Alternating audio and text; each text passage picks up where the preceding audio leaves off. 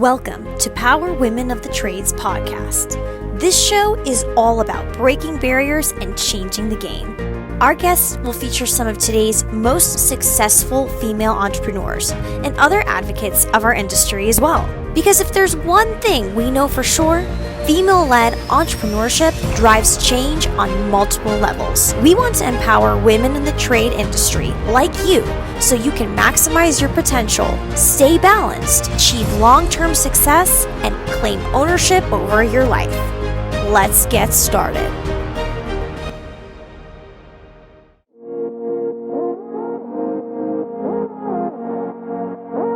Okay, so Stacy, we all have, between the three of us, we all have a pretty big online presence. And so if anyone's not listening and doesn't really know Stacy, there was a pretty significant event that happened in your business here recently. Mm-hmm.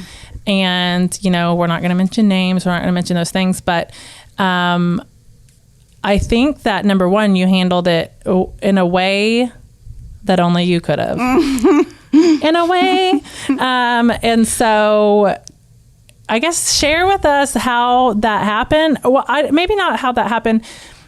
So she hired a coach to coach their company, and then found, and so just to give the little snippets, then found that coach was sexually harassing the female staff. And not just it was pretty grotesque and insane, you know, thinking about we hire these coaches to come in and help us, and they're sending pictures of themselves in places no one should be taking pictures of, frankly, because why? And so through that, how has that affected your team and helped your team? Or made your team stronger? What kind of it's culture done all issues? of the things. Yeah. It disrupted, shocked our team's brain for a second. Because the hard part about this is when they're sociopaths, and he is a sociopath by every clinical definition. You know, the dangerous part about sociopaths is you don't know it's sociopaths until after you figure out they're sociopaths. Right. And then how you would second guess yourself probably from the beginning. Yeah. Well, and as a mental health coach, really kicked myself really hard for this one. Really hard. How did I not see it? And then I had to take a step back when I was in therapy. My therapist says, because he was a sociopath and you know this. And I said, I know. But I was responsible for 36 humans' lives that I take very seriously. And my ethics are very important to me. And so I had to step back and go, how the hell did this happen at my company? And how was someone, not just a sociopath, but so fucking brave to think that they were going to part. Step away and not have me scorch the earth. The audacity of all of it. It's so wild. Yeah. It's so wild because literally, and it almost makes me, I've thought about it a lot, because it makes me think number one, to do that, but number two, to think that you would get away with it in Stacy Fore's company. Okay. So was it a game? Was it a challenge? Did he seek after you guys to hire him so he could? You know what I mean? If you think, because right? It's insane to me that, and then, it gets all over me. Yeah. So then Stacy, the way she handled it is she outed him on social media like she should have. And from that, with receipts, gloriously. Yeah. From that, so many other women stepped up and said, he did that to me at this event. He did that to me at this event. He did that at the company when I worked for there. And I told the owner and they did nothing. For years. Before this incident. Before years. We will never know the extent of the damage that he has done to women all over the country, in the trades or out of the trades. But we have a sampling. We have a sampling, and if sampling is even 1% or 10%, it's horrible. And it's a lot. I'm so proud of those women. Oh my goodness. I'm so proud of them. And it was so brave of them to message, even privately, the ones that messaged and didn't come out on the comment section and there were a lot that came privately. Yeah, a lot that came privately. Thank you for being my voice or my strength. Some of them just flat made me cry. And I know I was asked the question once, what was the hardest part about doing it? And I said, nothing. The hardest part was waiting to fucking do it. And I think the hardest part would be also, in my opinion, maybe, and waiting to do it, yes, but also seeing some of these women that are big names in our industry. And not that a name matters, okay? No. But some of these women who have a pretty significant following, and they never said it. They went through that and they never said anything because they never felt like they would be heard. Well, because he's a really good sociopath and he makes you feel like you were crazy. You were the only one. These were the comments that women would tell. I felt like I was the only one. I felt like I was maybe crazy. I felt like maybe I read his signals wrong. All the dumb shit that, I mean, they're not dumb, but the thoughts that race through our brains. And so then there's strength in numbers. That is the truest statement when it comes to mental health. When we are connected to other humans as we were created to be, we feel stronger, better, more safe in those areas. And so whether you're a woman or a male being harassed or attacked by any person, you're not alone. That's the message, is you're not alone. And if this person has done it to you, I guarantee you you are not the first person. You're just not.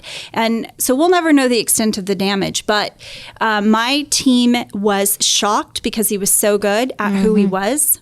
And you get naive because you trust people. Absolutely. And we're all a little, as much as we'd like to think we're not, we're all a little naive because we just think, you know, Annie's a salesperson. We want to believe in people. Yeah. Here's the thing is, if you walked into my building and you were entrusted with my humans, it's because I so desperately want to believe in you as a person. And I'm a little, not naive, but I'm a little first trust, second we'll talk about the consequences of your behavior. It's the opposite with Mike, but even Mike was fooled on this one, you know, and I think that killed him too. Well, and it's probably confusing too, especially in our space. You're always most people are seeking advice, seeking help, trying to get operational help, trying to get coaching. If they came with referrals, you know, he could have been a great coach and have known his numbers, but then you have this other side. It would be something, and I think from what we've experienced in a short time, a lot of bad shit has happened. I would never, even me, I wouldn't have guessed that could have been a possibility. And then to deal with the other side of that, the way that social media has impacted all of us, right? And winning in these groups and stuff and the fallout of that part. And I think too, like, you have to recognize, and I do feel that I've always had a pretty significant voice about some of these gurus. Shout out Landon. And I always tell Landon I have shout outs for him and I'm trapping him in episodes so he can hear them and then we'll know if he listened or That's not. hilarious. But these gurus that are like, I've always had a wall up for them because we've seen people come in and destroy our friends' companies.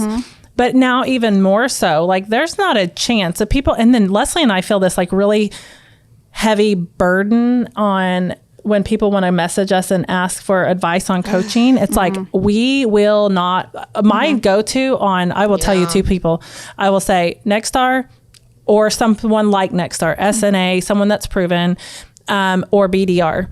And every time they're like, why, what is that? Because they're proven and there's groups and there's accountability. When you've got one person coaching, I think that we are getting a lot of these guys that are getting a little bit of like a God complex.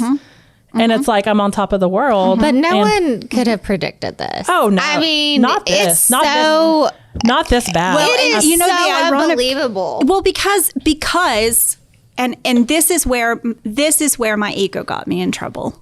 And I'm just humble enough to admit it, that my ego of being Stacy Fore, who would walk into her business and crap on her people and her business, who would ever cross her in any meaningful way, got in my way because I thought that could never happen here because someone must know better, right? I never actually thought that out loud, but I know that I thought that in the back of my head. Wow. I feel like that's human though, because girl, I'm telling you right now, the exact same thing. Like I'm not putting myself on a pedestal, but I would have felt the same way. You're not going to come in here because you know I will eat you alive. That's right. You're not going to recruit people out of my company as a friend of mine because I will eat you alive.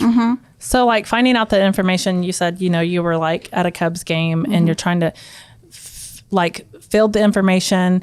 I know in my brain, I feel like I would be like, absolutely believe my team immediately, but then also like start questioning everything. What other decisions have I made that have been bad?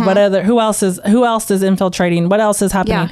So you had to wait a little bit to be able to announce it or announce out it. And then what did that process look like? Because I'll just put myself out. Y'all know that I'm not telling any secrets. I am fueled by, I'm an impulsive person. So I don't know that I could have waited. I would have been like, Well, I think Stacy's knew what she was doing when she was waiting. Well, yeah. Putting some ducks in a row, I think. Yeah. It was kind of strategic. So part of it was trying to be a good leader, gather all the information. Not it was not about whether I believe the employees or not. It was getting all the facts. I am a lawyer by trade. And so I needed all the facts. Also, that is the ironic part. Also, why did you mess with Stacy Fore? What in the actual hell? I know, but this just goes to show you that no one is immune, right? No one is immune. So I needed all my facts. I needed the written documentation. I needed the confrontation of him, and I did it strategically in writing. I actually did not expect the response back in writing, but I got it, and I thought, I've got you, fucker. Like, I've got you, and this is it. And then I needed the permission of the women who were violated. Yeah, most importantly. Yeah. And so, you know, I've always protected their identities within my company. Certainly, I have many women who work for me. The whole team knows who they are, and they also protect their identities. And if they ever want to tell their story, that's their story to tell. But I needed all their permission, not just one. I needed all of them. And they gave it, and they literally said, scorch the earth, which is where that came from. And I said, hold my beer. Yeah. Because I'm going in, right? And then I knew he knew something was up because we were supposed to have some Zooms and some calls. And I don't know. I just felt like he knew something was up. I don't know. Maybe it was his guilty conscience kind of coming because some of the worst, not some of the worst stuff, but some of the most intense, blatant things had happened at the last visit. And so I think he knew like, ugh. Plus, I'll just divert for a second. Plus, at his last on site, I had a female service tech who had just come to work for us like a couple weeks before.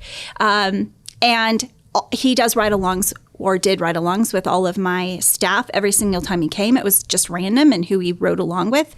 And so the Wednesday before he was going to ride along with the female tech, he texts my general manager and said, hold on, ladies. This is what he said.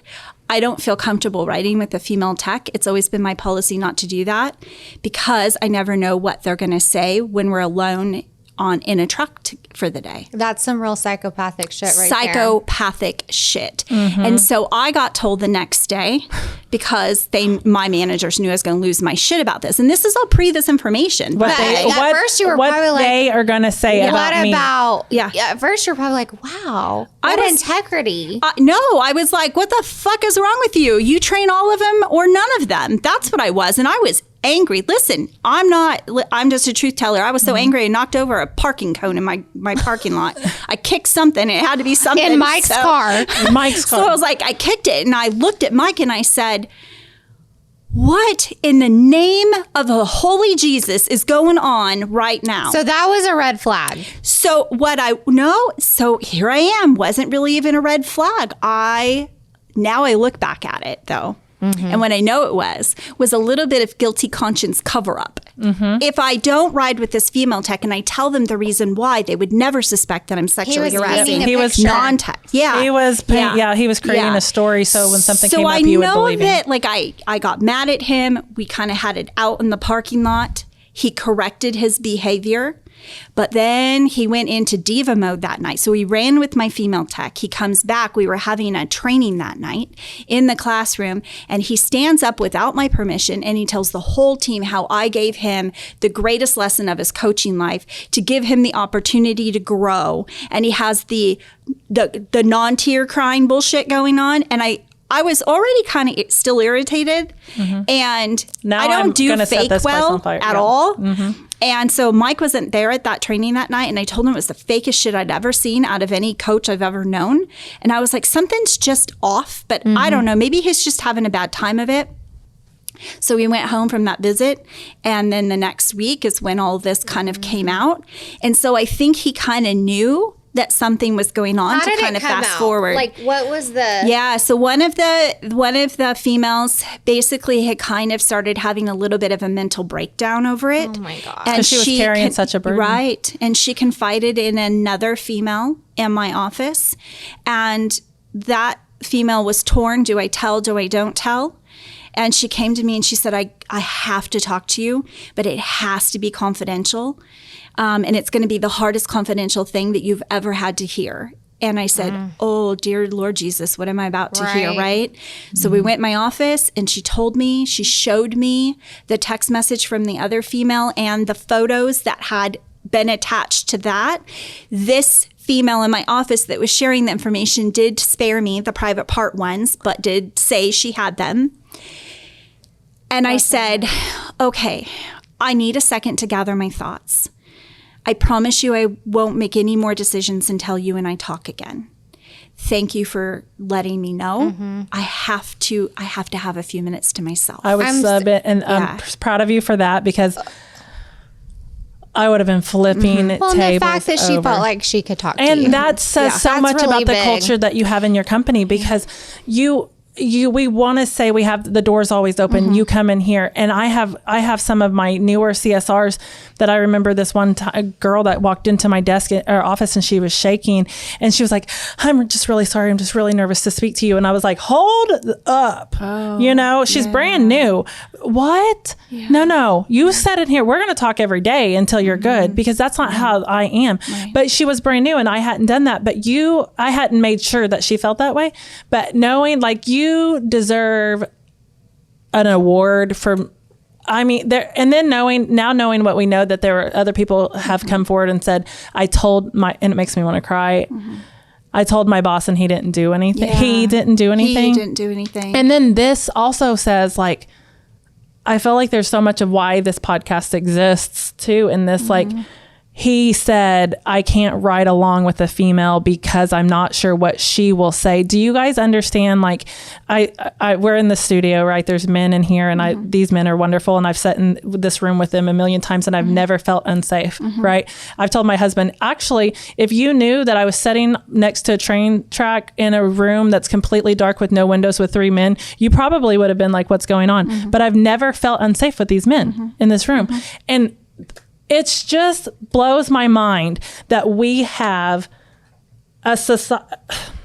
Well, you know what it boils down to? I can't even get my thoughts straight anymore. Well, it boils down because what we've done is, and it's no one person's fault. It's just generational behavior that has compounded on. And I think that we are breaking that kind of curse, right? Because now we have the voice, but more than that, we have men who support the voice and the problem. Because listen, I tell people this all the time, and I know you guys know this because we've said this. If we could have changed all the things that were wrong about societal behavior towards women, we would have done it already. There are more of us than men, and we multitask much better usually than men. So we would have handled all the problems really quick. But we can't. We need the support in all things that need to be changed. You need the support of the people who have that behavior. And we need the other men in the industry that maybe had, with this story specifically, that maybe when you first heard it, you thought, there's no way they're framing him. Because that happened. You know there was. There were men that were like, there's no way that happened. I don't believe it. I know him. Well, that's why I attached the photos. Oh, 100%, right? Yeah. And there's still men in our industry right now that are actively with that same mentality. I can't be in the van with that female technician because of what she might say I did. And we're telling you that shit's still happening. And you have to help us. It can't just be us. It can't just be us, because what happens is if it's just us, then we're just dramatic females. Well, I got a phone call. I got lots of messages from men that I know in the industry, and some I don't, that were very kind, very supportive. I probably got so many emails and so many messages from business people who were associated with him that pulled their contracts immediately. Right. And apologized and wanted me to know that they in no way, shape, or form supported his behavior. And I had no doubt. That was never a question. If you did business with him, I didn't associate you with him. That's not who I am. Right. But I did get a phone call from a man, and he's very nice. Do not get me wrong. He's very old. Him and his wife run the business together, kind of really old school. And I did not know them before.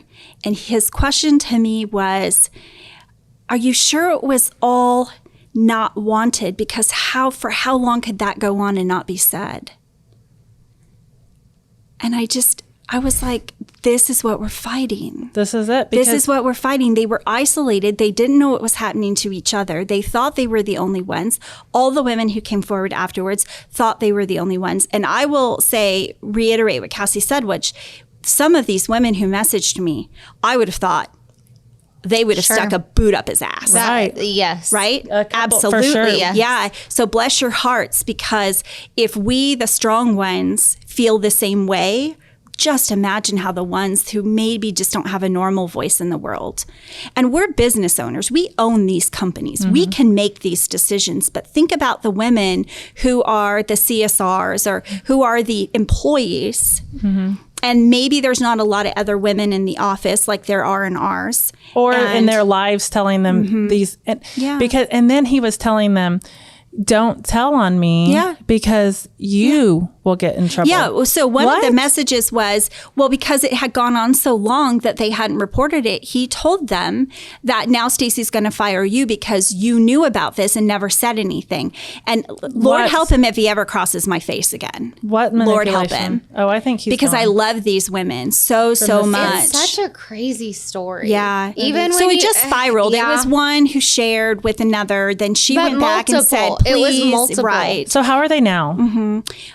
Recovering. And do you think it, not that this would have been, do you think it brought you guys together more now to where you feel like they trusted you and they trusted each other, but now they're I just think bonded now better? So it taught me some gaps in my leadership, which was eye-opening. And so I'm grateful for the consequence of me being able to close those gaps in my leadership style and letting them know that absolutely. So here's what one of them said. The one that had gone on the longest, 5 months at this point, said that she did not ever want to say anything because she thought that she could handle it. Right. So that the whole team, I will cry, the whole team didn't lose a coach that they seemed to love, finally. She carried the burden for the greater good of the whole team. And I thought, no one is more important than another person. Yeah. And that whole resonates with me. Yeah. That feeling. Sure. And this was a really hard topic when you posted in the group because I wasn't vocal. I mean, vocal in support, but it brought up some memories I had repressed. And it was like very difficult to see what you're saying now. That really resonates with me. Right. And I got looped into another thread with someone else who wanted to talk. You were in that thread with someone. Thaddeus and Evan, you don't ever want to seem like you're a prude or you can't joke and have a good time because there's a fine line there. There is. Right? Yeah.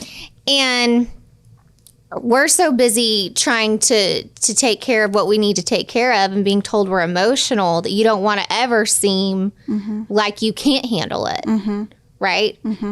And so the feedback on that, you know, because when she posted on her page, it was really wild. The women that commented privately, even with me, because I had some questionable interactions with him that were like about 30 days before that she was like, is this weird? And we're like, yeah. It's like, is this guy hitting on me? I don't know. I comment on people's stories, funny things. I don't think anything about it, but and I, you know, when Stacy had posted it, she had only posted it in one group, and I thought, with having the podcast and being the voice for women, I'm sharing the same thing. There was nothing for me to gain from that. I just wanted to make sure everybody knew. Every person. But it was interesting to hear the voice of the other women, what we all have in our head, in some way, how we have reconciled our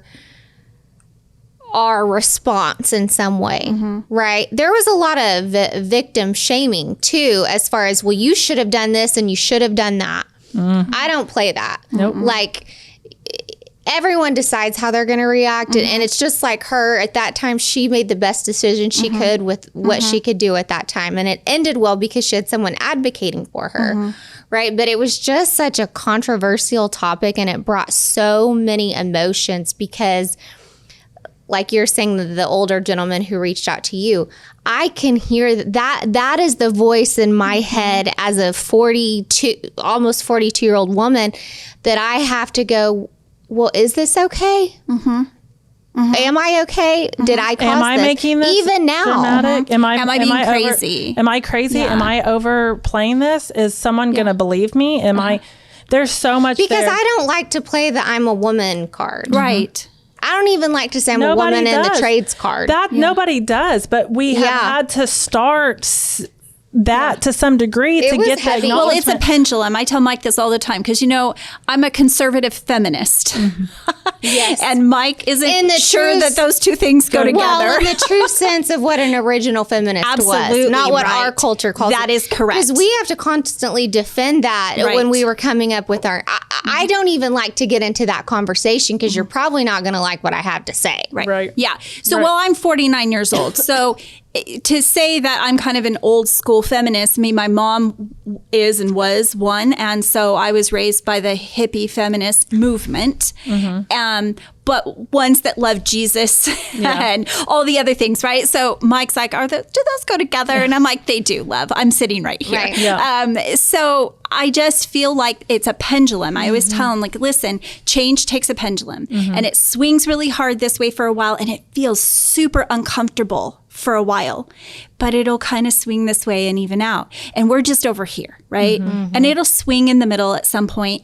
And praise God, there will be women and those that are underrepresented in anything that will have an easier time talking about who it is to be them in anything that they do. Yeah. So, Stacy, this has been such a pleasure talking to you. We really went all was so over the fun. place. We didn't have been all over the place. There's been so much. I think you're making, I hope you know this, but you have made such an impact on our industry.